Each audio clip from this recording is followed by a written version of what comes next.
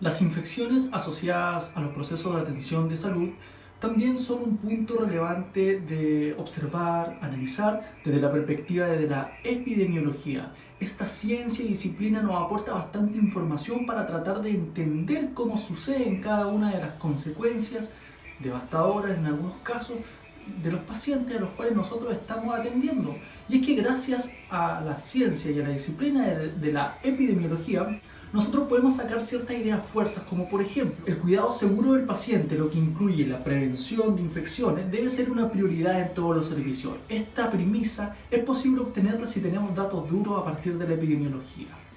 Pues hay que entender que el paciente se verá expuesto al riesgo de una infección por el solo hecho de recibir atención en un centro de salud. Con nosotros se supone las personas que tenemos las competencias para evitar aquello.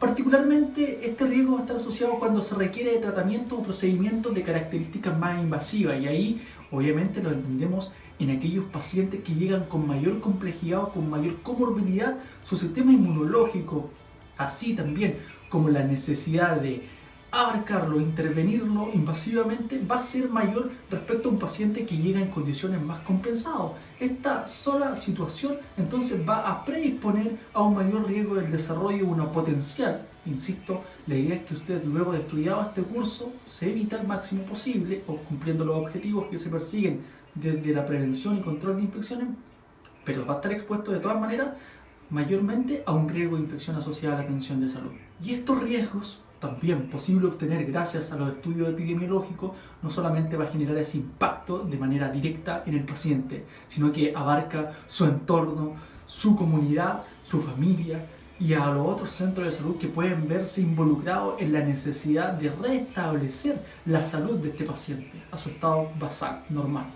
Entonces, la epidemiología nos puede ayudar, el estudio de las bases epidemiológicas nos pueden ayudar a determinar la ocurrencia, a comprender también la ocurrencia, la magnitud, la distribución y la severidad de las infecciones asociadas a la atención de salud. Con estos resultados, nosotros podemos, por tanto, como gestores de la salud y como responsables de los cuidados en las atenciones siguiente de los pacientes que están bajo nuestra responsabilidad, dar efectivamente la prioridad que corresponde a aquellos problemas que mayor incidencia y impacto tienen, así por medio de estrategias bien definidas de prevención y control de infecciones que se agregan a las que ya pueden estar recomendadas en el manual o en la norma técnica que fue mencionada en los módulos anteriores. Y es que por medio de los estudios epidemiológicos podemos indirectamente entender cómo sucede, cómo se comporta un microorganismo a través de la cadena de infección. Los estudios epidemiológicos han tenido variaciones, la ciencia, la disciplina ha dado su aporte de distintas miradas.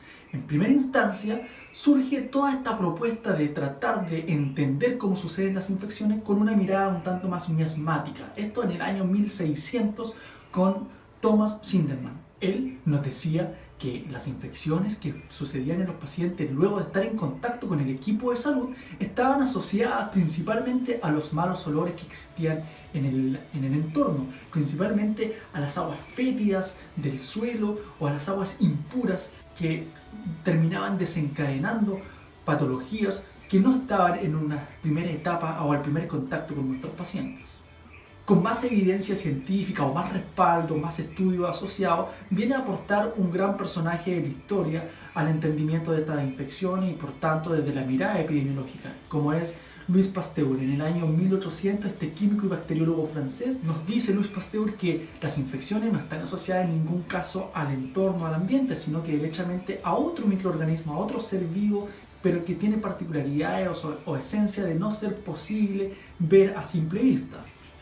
Entonces él empieza a detectar que aquí en el desarrollo de infecciones asociadas a la atención de salud hay presencia de gérmenes. Entonces la epidemiología ha tenido transformaciones y ha tratado de aportar a la comprensión y a la definición de lo que es en concreto una infección. Se entiende como tal una reacción adversa, ya sea localizada, puede ser una infección del tracto urinario específico, una infección a nivel ocular, una infección a nivel de la dermis, o generalizada producida por microorganismos, uno o varios, o derechamente sus toxinas. Importante destacar que cuando estamos frente a una infección asociada a la atención de salud, no únicamente la consecuencia de este desarrollo va a estar asociado al microorganismo. Algunos ejemplos a mencionar son aquellas que se producen, por ejemplo, la cisticercosis. Ella está producida por los huevecillos de la Taenia soli. El tétano, por otro lado, está generado por una toxina que expele el Clostridium tetani. El botulismo es generado por la neurotoxina botulínica que la genera el Clostridium botulinum. Y así hay otro sinfín de patologías asociadas a la atención de salud que se desencadenan producto de los procesos a los cuales es llevado a cabo por el microorganismo, el agente patógeno que está finalmente generando esta condición.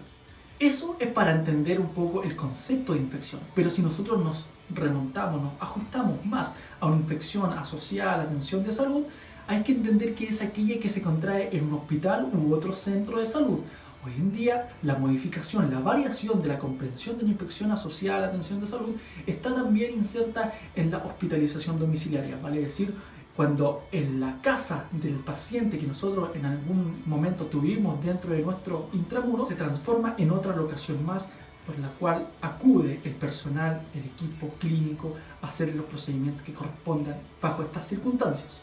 Entonces, aquella infección o aquella enfermedad que se contrae en un hospital u otro centro de salud que no estaba presente o en incubación importante en el momento del ingreso del paciente hacia nuestros cuidados. Quiero decir, a nuestros cuidados o destacar hacia nuestros cuidados y no hacia nuestro centro asistencial. En el momento que se produce la concurrencia del paciente, entonces, hacia la necesaria intervención de nosotros. Hay que entender que hay incluso algunas infecciones que pueden producirse como consecuencia de la hospitalización.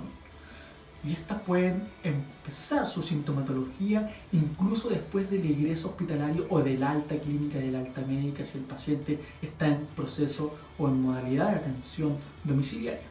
Entonces, no son infecciones intrahospitalarias bajo estas definiciones aquellas que ya estaban en proceso de incubación al momento de ingreso, pese que el paciente empiece con sintomatología una vez que nosotros ya hayamos intervenido en él. Las adquiridas transplacentariamente tampoco se consideran infecciones asociadas a nuestros cuidados. Y por otro lado, las colonizaciones, que se definen como la presencia de microorganismos de la piel, mucosa o secreciones, sin evidencia de alguna reacción adversa en el huésped, sin una sintomatología asociada. Y reitero, recuerdo acá las 5 clínicas claves de la infección son edema, dolor, calor, rubor y pérdida de la funcionalidad. Aquellas inflamaciones producidas por algún trauma físico tampoco son infecciones asociadas a la atención de salud, pudiendo confundir este edema con el tumor dentro de la sintomatología de una infección. La gran mayoría de las infecciones asociadas a la atención de salud, nos dice la epidemiología, son de características endémicas y solo el 3% se asocia a brotes epidémicos, vale decir, aquellas situaciones en las que en cierto modo nosotros como miembros del equipo de salud no tenemos control sobre las mismas. Las más frecuentes de las infecciones endémicas que se producen a raíz de nuestros cuidados son aquellas que se relacionan con el sitio quirúrgico, las patoneumonias, neumonias particularmente, las infecciones del tracto urinario y las bacterias primarias. Y los pacientes que más sintomatología asociada a la atención de salud presentan son aquellos de cuidados intensivos, la UPC, la UTI, las unidades quirúrgicas. Para dar prioridad en base a la evidencia epidemiológica, nosotros podemos clasificar las infecciones en función a 3 grandes elementos. Primero, determinar la frecuencia que ésta está presentando a raíz de nuestros cuidados. En segunda instancia, determinar los costos asociados producto de la manifestación de la misma en nuestros pacientes y en nuestra comunidad. Y finalmente, determinando la gravedad que puede estar asociado al riesgo de mortalidad que expresa ese paciente finalmente, producto de esta comorbilidad que nosotros estamos agregando, sumando a sus condiciones basales por las cuales consulta de manera inicial. Para poder llegar a estas conclusiones, es necesario hacer estudio epidemiológico con el uso de indicadores adecuados. El indicador se entiende, se comprende como una expresión matemática de algún criterio en específico, en este caso criterio asociado a infecciones. Lo podemos expresar estos indicadores en tasas principalmente. Y a partir de estos indicadores nosotros entonces podemos generar una respuesta que guarda relación con el análisis epidemiológico que hemos realizado y a partir de aquello de la notificación que se gesta. Por lo tanto, podemos crear medidas generales de prevención para evitar que se siga presentando esta condición o Si las infecciones están circunscritas a cierta materia, podemos generar entonces medidas más específicas, como lo podría ser el uso de la antibioprofilaxis previo a la cirugía con un tiempo especificado pensando en la farmacocinética y farmacodinámica del mismo medicamento. Decíamos también que gracias a los estudios epidemiológicos podemos en cierto modo entender la cadena de transmisión que favorece el desarrollo de una patología infecciosa. Así, esta cadena de transmisión nos dice que hay una tríada relevante para el desarrollo de una enfermedad o de una condición infecciosa concomitante. Y esta tiene que ver con la agresividad del microorganismo que está involucrado en el desarrollo de esta infección, con la susceptibilidad del huésped, del cual estamos nosotros generando o potenciando el desarrollo de la infección, y por otro lado la dosis infectante de cada uno de los microorganismos para poder generar finalmente esta nueva condición. En esa cadena de transmisión hay 6 elementos claves a destacar y en los cuales nosotros podemos hacer una interpretación detallada con mirada epidemiológica. Por un lado, tenemos que saber identificar cuál es el reservorio del microorganismo o del germen que decía Louis Pasteur que está desencadenando finalmente esta patología. Y ahí podemos mencionar que existen reservorios que son de características inanimadas o derechamente animados. Si son animados, el responsable principal está en nosotros como personal del equipo de salud. Si son inanimados, podemos ampliar nuestra visión de prevención a futuro hacia el resto de las partes integrantes dentro del proceso de atención de salud, como podría ser la unidad de aseos. También tenemos la puerta de salida. Es aquel medio por el cual el microorganismo se permite expeler desde este reservorio con intenciones de llegar hacia un huésped que tiene que reunir ciertas características, y la principal es que este debe ser susceptible al microorganismo. Microorganismo que también lo podemos entender como agente, que es finalmente este ser vivo microscópico que está desencadenando una sintomatología específica en función al sitio donde está colonizando y por otro lado en función también a las particularidades de su dosis infectante. Para poder llegar este agente o microorganismo desde el reservorio hacia el huésped, debe, aparte de tener una puerta de salida, disponer también en el huésped una puerta de entrada. Por lo general, la puerta de entrada suele ser similar a la puerta de salida. Vale decir, si el microorganismo sale por vía respiratoria desde el reservorio, la puerta de entrada en el huésped de características susceptibles debe ser también por vía respiratoria. Para poder hacer todo este traslado, requiere el agente o el microorganismo una vía de transmisión que es el vehículo en el cual se transporta, gotita, aire, por contacto directo. Por tanto, la cadena de transmisión es distinta en cada uno de los tipos de infecciones que pudiesen llegar a presentarse y su conocimiento adquiere especial importancia para los programas de las medidas de prevención y control de infecciones que deben realizarse en uno o más eslabones simultáneamente a fin de interrumpir la cadena. El huésped, para no ser considerado como susceptible, debe tener íntegras algunas barreras que le permiten protección frente a estos microorganismos que intentan colonizarlo producto de un descuido por parte de nosotros como equipo de salud en su entorno y en el manejo en general. Las barreras que dispone el huésped son aquellas barreras mecánicas, una piel íntegra, evitar lesiones, abrasiones, mantención de los fluidos naturales de salida sin obstrucciones, sobre todo si estamos haciendo alguna intervención de cateterización. Las defensas celulares de este huésped también son relevantes. Se entiende como defensas celulares también a microorganismos, pero que se comportan en el huésped como agentes y no como patógenos. Y por último tenemos aquellas defensas que tienen que ver con los factores humorales, vale decir, la capacidad del sistema inmunológico para desarrollar antígenos frente a los anticuerpos que se presentan cuando hay presencia de colonización producto de un microorganismo. 3 elementos clave entonces en los cuales usted tiene que poner atención a la hora de querer generar prevención en este huésped que puede ser susceptible o no en función a estas condicionantes.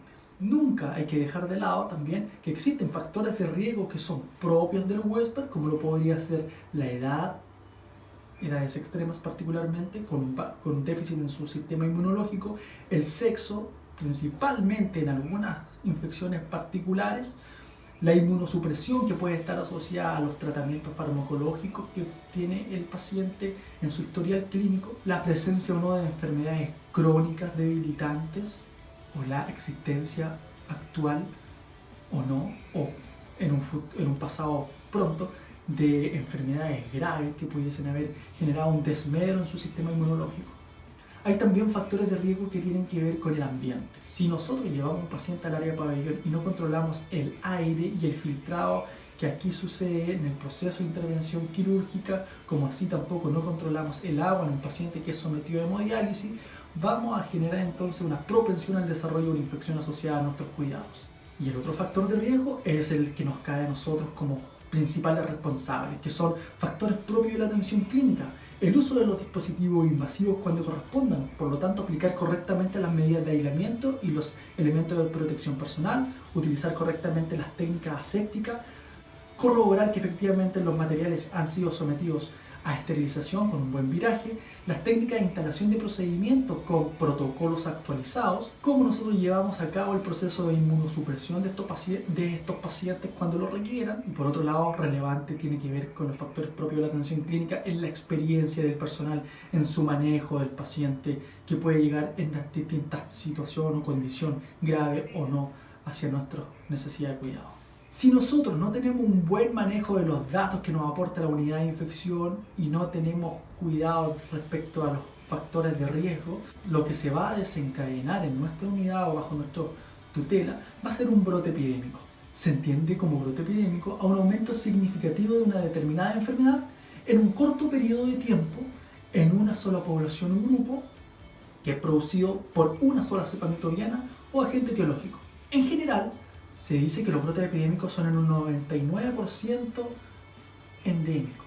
Cuando hablamos entonces de brote epidémico ya nos estamos refiriendo a una situación de emergencia, no es de cuidado ni que requiere prevención, derechamente emergencia. La letalidad acá o la mortalidad de nuestros pacientes ya empieza a ser variable o poco controlable. La gran mayoría puede prevenirse, generalmente se asocian a transgresiones en la práctica de la atención clínica, ya lo hemos estado tratando de incorporar en ustedes, y afectan en general a personas con patologías graves, aumentando el riesgo de complicaciones severas en estos mismos pacientes. En el estudio de brote epidémico podemos hacer una subclasificación desde endemia, epidemia y pandemia. La endemia aquí se entiende como aquella enfermedad que se presenta en forma constante. Es limitada en el tiempo y limitada en la zona, y está representada en tasas elevadas de prevalencia.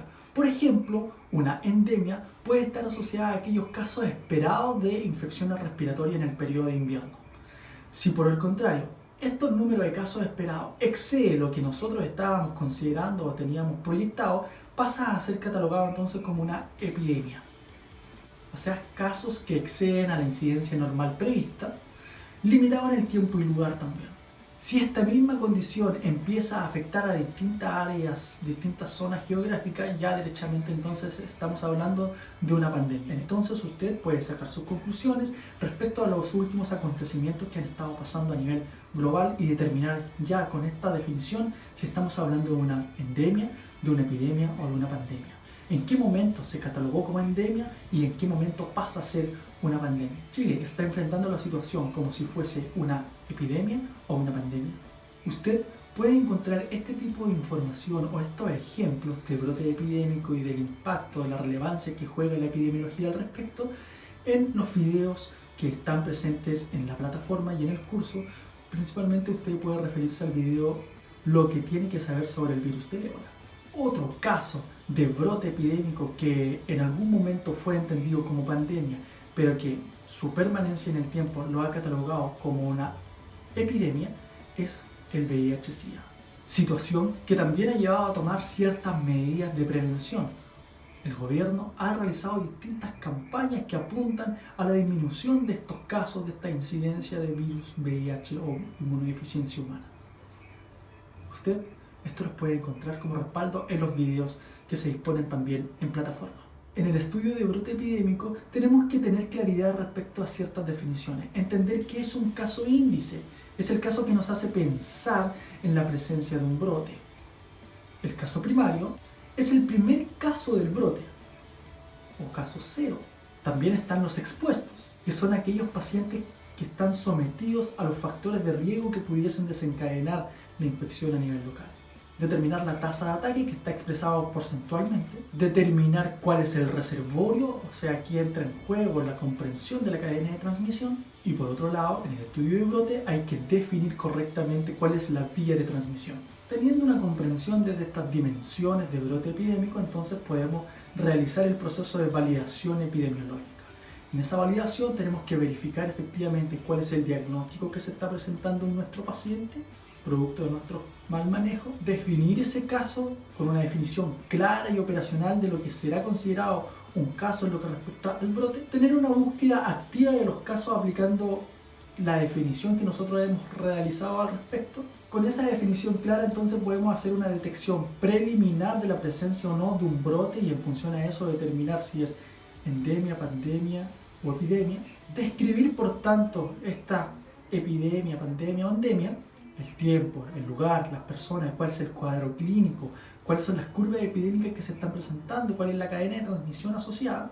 Con esta información entonces hacer un análisis preliminar de los datos para formular nuestras hipótesis tentativas respecto a la condición que se está presentando en nuestro centro de salud. Así entonces podemos iniciar medidas de prevención y control en coordinación con el responsable o la responsable del manejo y control y prevención de infecciones asociadas a la atención de salud, para luego de aplicadas estas medidas realizar una revisión para afinar y supervisar aquellas que fueron más efectivas respecto a las que no. Si luego de todo esto logramos un control efectivo, por tanto, de esa condición infecciosa, podemos generar un informe escrito que permita el conocimiento, la difusión y la enseñanza hacia las generaciones futuras. Llevar a cabo este estudio y análisis está circunscrito al tipo de actitud que nosotros vamos a abarcar. En primera instancia, cuando se trataba de comprender las infecciones, principalmente el sistema de vigilancia era de características pasivos, vale decir, se esperaban sucedieran grandes aberraciones para recién intervenir. Hoy en día, desde el año 96 hacia adelante, la vigilancia epidemiológica cuando se trata de infección asociada a la atención de salud es una vigilancia activa y selectiva, vale decir, se está constantemente haciendo revisión, supervisión de aquellos pacientes que tienen factores de riesgo, pero no necesariamente tienen sintomatología. Y por otro lado, nos enfocamos exclusivamente a algunas infecciones que son las que mayor gravedad o mayor costo o mayor morbilidad o mortalidad están asociando. Entonces, estas vigilancias hoy en día van a tener ciertas variabilidades en sus interpretaciones y eso va a estar dado en función de la sensibilidad según los tipos de datos que nosotros también estamos recopilando. La recomendación es que métodos combinados de vigilancia, pasiva, activa, selectiva, nos dan mayor sensibilidad versus a una vigilancia que son de características globales o totales simplemente. Los invito a que analicen en su centro de salud cuáles son los indicadores que están utilizando para hacer interpretación de los datos asociados a la atención de salud, particularmente infecciones, y que pretenden generar propuestas a futuro para prevenir estas condiciones y determinar en función a esos indicadores si la vigilancia está dada desde miradas pasivas o miradas activas, selectivas o globales, y por otro lado determinar si esos indicadores guardan relación con entendimiento de deficiencias estructurales, entendimiento de deficiencias del proceso propiamente tal, o únicamente están asociadas a indicadores de resultado. Cuando hablamos de indicadores de estructura, nos estamos refiriendo a aquellas características del marco en el que se presentan los servicios y el estado de los recursos para prestarlos. Si nosotros estamos apuntando a este tipo de indicador, las soluciones que podemos generar son a largo plazo. Si estamos trabajando con una mirada de indicadores de proceso, aquí lo que estamos evaluando es la calidad del proceso de principio a fin, desde que el paciente ingresa hasta que logramos el alta clínica. Son el conjunto de acciones entrelazadas con un objetivo definido que llevan a cabo un resultado. Un resultado que también puede interpretarse con indicadores de resultado. Y aquí lo que únicamente se apunta con este tipo de valores es determinar si tenemos números rojos o números azules. Les pregunto, usted, si fuese responsable del equipo de epidemiología y del control de infecciones en su centro de salud, ¿a qué tipo de indicadores se enfocaría si quiere lograr un cambio en la conducta de sus funcionarios? ¿A un indicador de estructura? ¿Indicadores de proceso o indicador únicamente de resultados?